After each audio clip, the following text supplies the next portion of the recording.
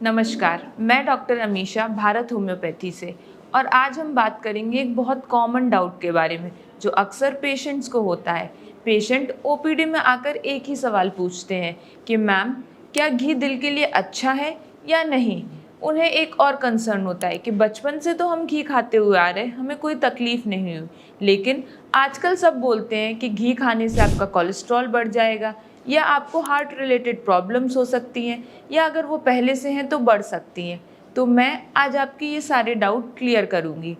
इससे पहले हमें समझना पड़ेगा कि घी होता क्या है। घी एक नेचुरली क्लैरिफाइड बटर है जो दूध या मलाई से बनता है। इसमें विटामिन ए, डी, ई, के होता है। इसके अलावा इसमें ओमेगा फैटी एसिड्स और एक इम्पॉर्टेंट कंपाउंड ब्यूट्रेट एसिड होता है जो कि आपका इन्फ्लेमेशन भी कम करता है और आपकी गट हेल्थ को भी अच्छा रखता है। तो हमें किन केसेस में घी खाना चाहिए? अगर आप हार्ट के पेशेंट हैं या ओबेसिटी के शिकार हैं यानी मोटापा है, तो आपको घी कम से कम लेना है। ऐसे केसेस में मैं अपने पेशेंट्स को घी कम से कम लेने को बोलती हूँ, और अगर ले रहे हैं तो गाय का शुद्ध देसी घी लेना है। आपको कोई भी केमिकल वाला या बाहर वाला घी नहीं यूज़ करना है।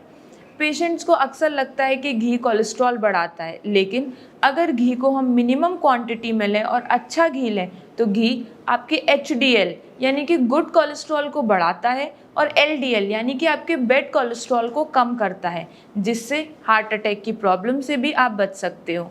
जैसा मैंने अभी बताया कि घी में ब्यूट्रेट एसिड भी होता है जो कि आपकी इन्फ्लेमेशन को भी कम करता है, आर्टरीज को फ्लेक्सिबल रखता है, जिससे क्लॉट बनने के चांसेस नहीं होते हैं। तो घी अगर सही क्वांटिटी में हम यूज़ करें तो हमारे लिए फ़ायदेमंद है, लेकिन अगर हम बहुत ज़्यादा खाएंगे तो वो हमारे लिए नुकसान भी कर सकता है।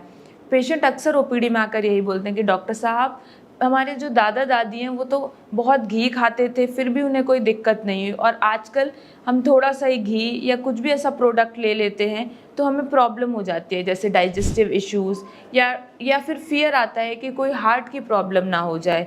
तो हमें इसके लिए ये समझना पड़ेगा कि पहले की लाइफ़स्टाइल और अब की लाइफ़स्टाइल में बहुत चेंजेस है। पहले फिज़िकल एक्टिविटी बहुत ज़्यादा थी और अब बहुत ज़्यादा सेडेंट्री लाइफ़स्टाइल है। अब हमारा जो काम है वो दिन भर डेस्कटॉप या फिर चेयर पे सिटिंग आवर्स वाला काम है, जहाँ फिज़िकल एक्टिविटी एकदम मिनिमल हो गई है। तो इसीलिए हमें ये प्रॉब्लम होती है। तो मैं आपको सजेस्ट करूँगी कि अगर आपको घी लेना है तो घी आपको एक तो मिनिमम क्वांटिटी में लेना है, दूसरा एक दिन में 5 से 10 ग्राम 1 table spoon of ghee is enough, उतना काफ़ी है आपके लिए, इससे ज़्यादा नहीं लेना। और ऐसे पेशेंट्स जिन्हें हार्ट की प्रॉब्लम है या मोटापे के शिकार है, उनको मैं हमेशा मना करती हूँ कि वो घी इससे भी कम लें।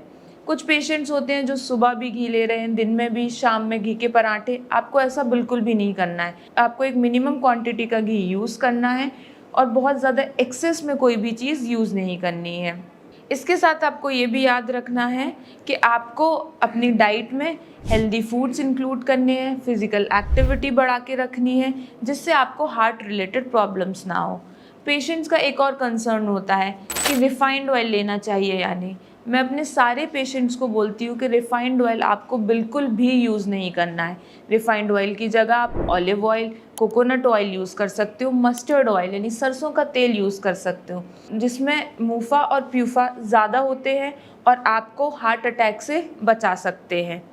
तो आपको ध्यान रखना है कुछ बातों का कि अगर आपको हार्ट डिजीज़ है या फिर आप ओबेसिटी के शिकार हैं तो आपको घी मिनिमम क्वांटिटी में यूज़ करना है।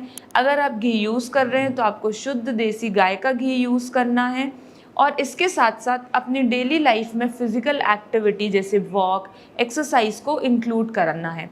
अगर आपको ये वीडियो अच्छा लगा हो और मेरी एक्सप्लेनेशन समझ आई हो तो इस वीडियो को लाइक करें, शेयर करें और सब्सक्राइब करें। अगर आपको कोई भी क्वेरी है तो आप कमेंट सेक्शन में पूछ सकते हैं। अगर आपको या आपके जानने में किसी को भी हार्ट रिलेटेड कोई प्रॉब्लम है या ऐसे कोई भी सिम्टम्स आ रहे हैं तो आप मुझे कंसल्ट कर सकते हैं या हमारी टीम को कॉन्टैक्ट कर सकते हैं। Thank you.